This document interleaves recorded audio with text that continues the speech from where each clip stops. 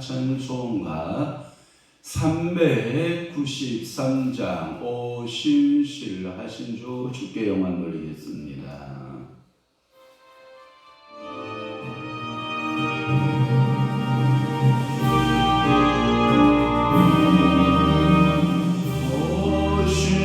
오신실하신 주 내 아버지요 함께 계시니 두려움없네. 사랑과 철거 날 지키시며 죄가 우리 한결같네.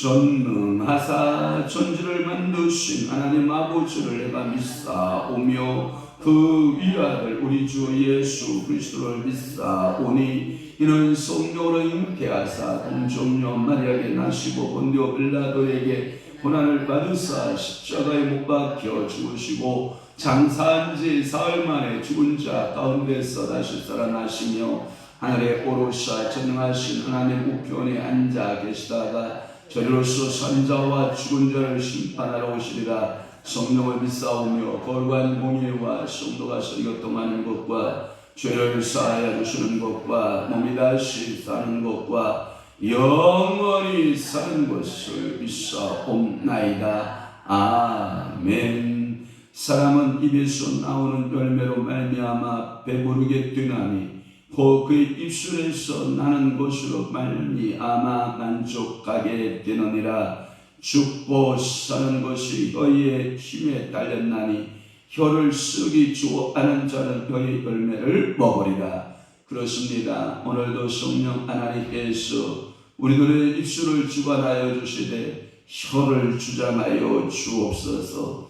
입에서 나오는 열매로 말미암아 배부르게 된다라고 말씀하셨사오며 입술에서 나는 것으로 말미암아 만족하게 되고 죽고 산 것은 여호와의 권세에 달렸다라고 말씀하고 있사오니 오늘도 혀를 쓰기를 좋아하되 하나님 아버지여 말씀 앞에 아멘하고 하나님 아버지여 말씀을 주야로 읊조리며 말씀대로 우리가 이걸 통하여 고백되어지는 모든 것들이 우리의 삶 가운데 펼쳐지고 아름다운 수모의 삶으로 성령님 오늘도 역사하시고 일하여 주옵소서.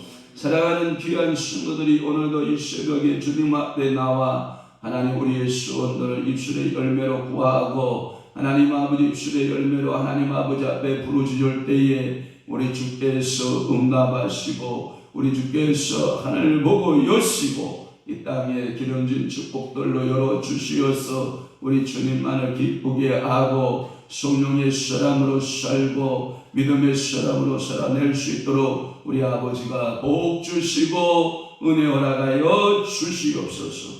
성령께서 오늘도 사로잡아 주시고 오늘도 성령께서 오늘도 세임 허락하여 주옵소서. 능력 있는 그리스도의 삶이 되도록 축복하여 주옵소서. 예수 그리스도의 이름으로 축복하며 기도하옵나이다. 아멘. 하나님의 말씀 봉독하시겠습니다. 예레미야 17장 5절에서부터 11절 말씀까지 우리 한 목소리로 합독합니다. 시작. 여호와께서 이와 같이 말씀하시니라. 무릇 사람을 믿으며 육신으로 그의 힘을 삼고 마음이 여호와에게서 떠난 그 사람은 저주를 받을 것이라. 그는 사막의 떨기나무 같아서 좋은 일이 오는 것을 보지 못하고 광야 간주한 곳 건건한 땅 사람이 살지 않는 땅에 살리라. 그러나 무릇 여호와를 의지하며 여호와를 의뢰하는 그 사람은 복을 받을 것이라. 그는 물가에 심어진 나무가 그 뿌리를 강변에 뻗치고 더위가 올지라도 두려워하지 아니하며 그 입이 청청하며 가무는 배에도 걱정이 없고 결실이 붙이지 아니함 같으니라.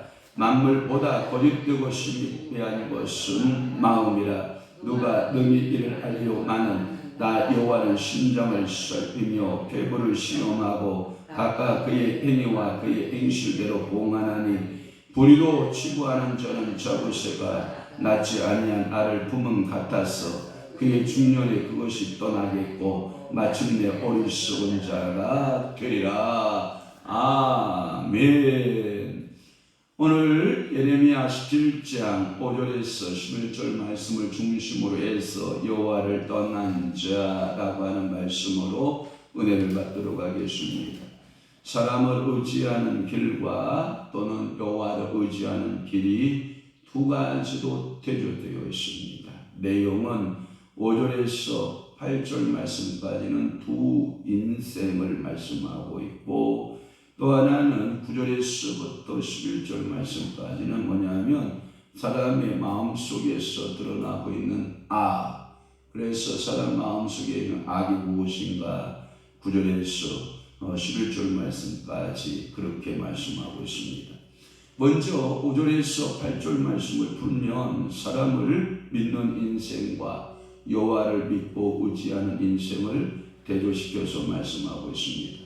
마치 오늘 본문의 내용은 시편 1편에서부터 3절, 4절 말씀을 너무나도 유사한 말씀이다 이렇게 말씀드릴 수가 있습니다. 5절을 보면 사람을 믿으며 육신으로 그의 힘을 삼고 라고 하는 말씀이 있는데 옛날 한글판 성경이 더 번역이 잘 되어 있는 것 같던데 한글판 성경은 이렇게 되어 있습니다. 사람을 믿으며 혈육으로 권력을 삼는 자 이렇게 나와 있습니다. 그러니까 사람을 믿으며 육신으로 그의 힘을 삼고 라고 하는 그러니까 한글판 성경이 더 선명하게 잘 드러나는 것 같고 육신을 혈육으로 번역이 됐고 그의 힘을 권력으로 이렇게 번역이 되어 있는데 그래서 사람을 믿으며 육신으로 그의 힘을 삼고 이런 말씀을 풀도록 합니다. 사람이 여호와를 떠나면 항상 두 가지 싸움 가운데 한 가지를 붙들게 됩니다. 그게 뭐냐? 사람을 의지하게 됩니다. 우리 백석교단이 45주년 지금 지나가고 있고, 이제 45주년 기념 행사에 기념 논문집이라든지 기념 행사들이 굉장히 많이 펼쳐집니다. 그래서 육산대 등에서 컨벤션홀을 빌려서 백석인의 날을 했고, 또 각가지 학술 세미나라든지 여러 가지 사업들을 펼쳐나가고 있습니다. 백석의 정신은 뭐냐? 한 번도 사람을 의지하지 않았다라고 하는 거예요. 오직 하나님 앞에 무릎 꿇고 하나님께 받은 사명 감당하려고 무릎 꿇는 것이 백석의 정신이었다는 거죠. 그러면서 설립자이신 장 박사께서는 한 번도 사람에게 가서 돈 구하던 본 적이 없고, 오직 하나님 아버지 앞에 무릎 꿇고 받은 사명을 감당하기 위해서 기도했다라고 하는 거죠. 그러니까 하나님을 떠나게 되면 사람은 누구를 의지한다? 사람을 의지하게 된다. 그러니까 사람을 의지하지 말고, 사람을 믿지 말고, 사람의 갖고 있는 그 권력들을, 혈육들의 힘을 의지하지 말아라라고 하는 것입니다. 그것은 곧 사람 의지하게 되면 우리 인생은 저주를 받은 것이다. 그러니까 사람 의지하지 말라. 누구 의지하라? 하나님 의지하라. 이렇게 말씀하고 있습니다. 또 하나는 6절에 보면 사막의 떨기나무 같아서 라고 하는, 그는 사막의 떨기나무 같아서 좋은 일이 오는 것을 보지 못하고, 이렇게 말씀하고 있습니다. 이 떨기나무라고 하는 것은 메마른 곳을 말해요. 아주 극한의 상황을 말해요. 그 말의 의미는, 여러분들 떨기나무 생각하면 누구를 생각하나요? 모세를 생각하죠. 모세가 호렙산 떨기나무 가운데에서 여러분들이 알다시피 그곳에서 모세가 전능하신 여호와 하나님을 만나게 되고, 그 떨기나무에 불이 붙었으나 떨기나무가 탔다 안 탔다? 안 탔다라고 하는 말씀이고, 그래서 떨기나무가 가장 성지순례 가서 볼 수 있는 곳이 뭐냐면, 이집트에 가면 그 호렙산, 시내산에 이렇게 오르게 되는데, 시내산 이집트에 가면 캐더린 수녀원, 그 수도원이 있어요. 그 캐더린 수도원에 가면 거기에 모세의 우물도 있고, 그 수도원 곁에 이 떨기나무가 자라고 있는데, 우리나라로 말하면 넝쿨과 여러분들이 넝쿨로 이렇게 뻗어가는 산딸기나무 알죠? 그거하고 매우 흡사하게 닮았는데 볼품없는 나무예요. 정말 볼품없어요.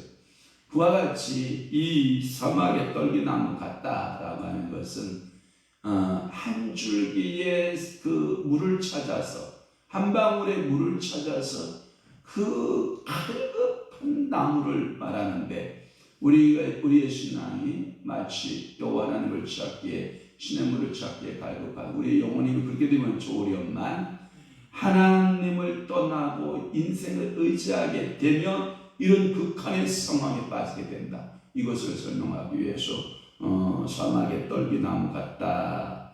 메마른 곳에서 겨우 생명만 유지하고 있는 나무, 그 의롭게 살며 결실도 하지 못하고, 또 하나 살다가 죽는 비참한 인생을 비유하기 위해서 하나님을 떠난 인생은 떨기나무같이 초라하다. 떨기나무 같은 고통이 찾아온다. 떨기나무 같은 극한의 상황에 처하게 된다라고 하는 것을 우리에게 말씀하고 있는 거죠. 그러면서 예레미야 선지자는 말하기를, 나의 사랑하는 백성 유다야, 너는 여호와를 떠나면 안 된다.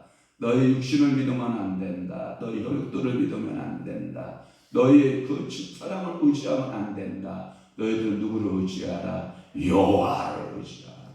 여호와에게 더욱더 매달려라. 그리하면 여호와께서 너희들의 목자가 된다. 이렇게 다시 한번 설명하고 있는 것입니다. 또 하나는 7절에서 8절 말씀에 여호와를 의뢰하는 그 사람은 복을 받을 것이다 라고 하는 말씀이 있어요. 그러니까 여호와를 의지하는 사람이 참으로 복받는다. 7절 말씀에 그렇게 말씀하고 있고, 그래서 사람을 의지하는 사람은 사막의 뭐에 불과하고 떨기나무처럼 비참한 인생이 되지만 여호와를 의뢰하는 자는 시편 1편 그 1절 3절 말씀 복 있는 사람은 악인의 길을 따르지 아니하며 주인의 길을 섰지 아니하며. 그래서 이 사람은 물가에 심은 나무처럼 항상 시절을 쫓아 과실을 맺고 그 잎사귀가 물성한 자 같은 데라. 그러니까 여러분들이 여호와를 등지고 사람을 의지하면 광야에 심겨진 떨기나무 신세지만, 그러나 하나님을 신뢰하고 하나님을 의지하는 사람들은 물가에 심은 나무처럼 항상 그 잎사귀가 마르지 아니하고 그 열매가 풍성한 나무가 된다라고 하는 거예요. 그래서 여호와를 의지하여라, 여호와를 의뢰하여라, 이런 것은 같은 반복적인 말씀으로 예레미야는 강조하기 위해서 사람을 의지하지 않고 여호와를 의지하는 자는 복 있는 자다, 이런 표현을 쓰는 겁니다. 그러면서 8절에는 물가에 심어진 나무다 라고 하는 말씀을 써요. 그래서 사막의 떨기나무와 대조법을 쓰는 거예요. 8절에 그 물가에 심어진 나무, 그 다음에 6절에 사막의 떨기나무, 이것을 두 개로 반대의 그 언어로 사용하고 있는 것을 알 수가 있어요. 그는 무한히 수분의 공급을 받음으로 가뭄이나 더위가 문제가 되지 않고 그 입이 청청하여 언제나 힘이 있게 살고 그 결과 열매를 계속 맺음으로 사람에게 공급해주는 여호와를 의뢰하는 자의 성은 그와 같이 복 있는 인생이다. 할렐루야. 오늘도 여러분 삶에 복 있는 인생, 물가에 심겨진 인생이 되어지기를 축복합니다. 또 하나 9절에서부터 11절 말씀 두 번째로 푸는 것은 뭐냐면, 사람의 마음이, 이 인심이죠, 이 사람의 인심의 마음이 만물보다 악하고 불의로 치부하여야 된다라고 하는 말씀을 하고 있어요. 그래서 9절에 보면 만물보다 거짓되고 심히 부패한 것은 마음이라 누가 능히 이를 알리오마는, 이런 말씀하고 있어요. 그래서 예레미야의 말이 이런 거예요. 성경에 나타나고 있는 이 사람들의 마음이 악을 파헤친 가장 심각한 예가 오늘 본문이지 않느냐라고 하는 거예요. 그래서 만물보다 거짓되고 부심이 부패한 것은 마음이다. 인간의 마음을 칠할 표현한 그야말로 이것이 사람의 언어로 풀어낼 수 없는 성령의 감동받은 선지자의 언어다라고 표현이 되고 있는 거예요. 그래서 이 사람의 마음의 악을 예리한 그 양심이 관찰하는 예레미야 선지자의 모습이 역력하다. 그래서 사람의 마음을 간파하고 있는 것이다 라고 하는 것을 우리가 알게 되는 것입니다. 또 하나 여호와는 그런 뭘 살피시냐, 10절 말씀에 보면 신장하시죠, 신장. 또 하나 뭘 살펴봐요? 폐부를 살펴본다. 제가 보니까 여호와께서 응답하시는 그 응답이 뭐냐, 신장과 폐부도 그 사람 몸속에 있는 체내의 장기들로 사람의 마음과 감정을 표시하는 것이 요렇게, 그래서 마음이 어디 들어있느냐 라고 말하면 여러 신학자들의 해석이 다 달라요. 어떤 사람은 마음이 머리에 있다, 어떤 사람은 가슴에 있다, 가슴 어디에 있느냐, 신장에 있다, 어떤 사람은 폐부에 있다, 아니다, 하나는 그 마음은 장기에 들어있다, 뭐 별 해석들 방법들을 다 하거든요. 그러나 히브리적 표현의 말씀은 뭐냐, 신장과 폐부가 곧 하나님의 마음을 담아놓은 것이다, 이렇게 본 거예요. 그러니까 여러분들이 두 가지가 고장이 나요. 한 예를 들어서 심장이 고장 나요. 그러면 뭘 경있게 하면 나을 것 같아요? 여호와 하나님을 경외하면 나아요. 그럼 폐가 고장이 나요. 그럼 누구를 신뢰하면 돼요? 여호와 하나님 아버지를 의지하게 하면 바로 낫게 하실 줄 믿습니다. 그러니까 이 심장이나 내장에 고장이 나면 그 마음속에 누구를 품게 하면 돼요? 여호와 하나님을 품게 하고, 그리고 여호와 하나님 아버지 앞에 회개하고 간구하고 기도하며 여호와께서 치료. 그래서 나는 치료하는 여호와 하나님이시다. 이렇게 표현하고 있는 것을 알 수 있어요. 그러니까 하나님은 사람의 외모 보지 않는다. 내 얼굴색이 검으냐 또는 하얗냐 아니면 너 황금 색깔과 누런 색깔을 가지고 있느냐, 사람은 외모 보지 않는다. 사람은 네 눈이 크다 작다 거기에 관심 없으시다. 하나님은 네 코가 크다 작다 관심 없고 네 입이 크다 작다 관심이 없다. 하나님은 무엇을 살피신 하나님이시다. 외모를 보고 판단하신 하나님이 아니라 네 심장과 폐로 너의 중심을 보고 판단하시는 하나님이시다. 그러니까 하나님은 우리의 외모를 보지 않으셔요. 그러니까 뭘 본다? 중심을 보십니다. 그러면 내 마음속에 누가 항상 와서 주 예수 내 마음에 들어와 계시노 망령뜻. 그 말의 의미는 뭐냐면 우리나라 정부가 미국이나 또는 일본이나 프랑스나 중국이나 독일이나 영국이나 오스트리아나 이런 데 보면 여러분들 대사를 보내야 안 보내요? 대사를 보내잖아요. 그 대사를 누가 지켜줘요? 대한민국이 지켜주는 거예요. 출장가 있는 작은 정부죠. 우리나라의 정부가 출장가 있는 거예요. 그 나라에 출장가 있는 작은 정부란 말이에요. 그러면 우리의 심장은 내가 왜 그 얘기를 하냐 하면 하나님의 나라가 여러분들에게 출장 오신 거죠. 어디로?